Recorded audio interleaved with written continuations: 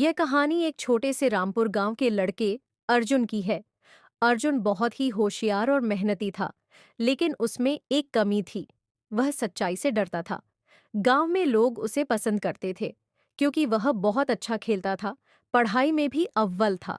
लेकिन जब बात अपने गलत काम को स्वीकार करने की आती थी, तो वह हमेशा झूठ बोल देता था। एक दिन की बात है।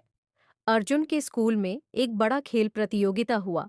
सभी बच्चों ने अपनी पूरी तैयारी की थी और वे प्रतियोगिता में जीतने के लिए बहुत उत्साहित थे।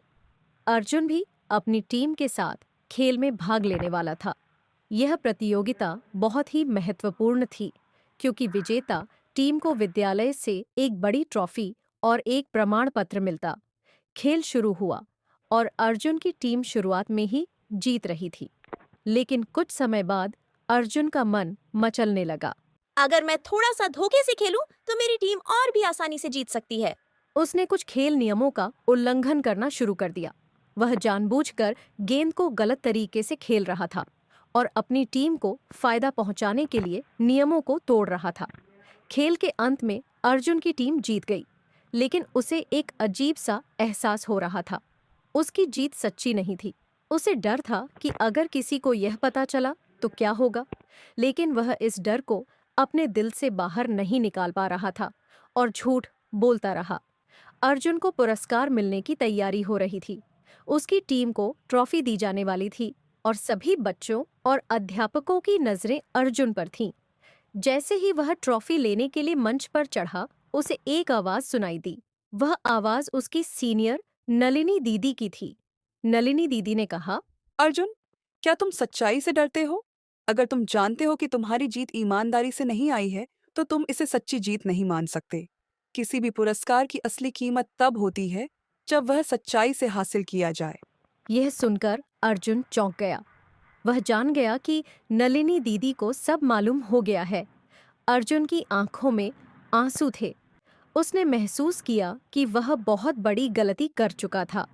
उसने ट्रॉफी को मंच पर रखा और सभी से कहा, मुझे माफ़ करना। मैंने इस खेल में नियमों का उल्लंघन किया था और मैं झूठ बोलने की कोशिश कर रहा था। मुझे यह पुरस्कार नहीं चाहिए। मैं सिर्फ सच्चाई और ईमानदारी का रास्ता चुनना चाहता हूँ। यह सुनकर सभी लोग चौंक गए, लेकिन धीरे धीरे उन्होंने अर्जुन की ईमानदारी की सराहना की। उनके साथी खिलाड़ियों ने भी उसकी बातों को समझा और अर्जुन के साथ खड़े हो गए। स्कूल के प्रधानाचार्य ने भी अर्जुन की बहादुरी को सराहा और कहा, अर्जुन, तुमने जो कदम उठाया है वह बहुत साहसिक है। तुम्हें अपनी गलती स्वीकार करने के लिए सच्चे दिल से प्रेरणा मिली है। तुमने हमें यह सिखाया कि सच्चाई से बड़ा कोई पुरस्कार नहीं होता। अर्जुन ने उस दिन सच्चाई और ईमानदारी की महत्वता समझी। उसने न केवल अपनी गलती स्वीकार की, बल्कि वह यह भी जान गया कि सफलता का असली मतलब ईमानदारी में है।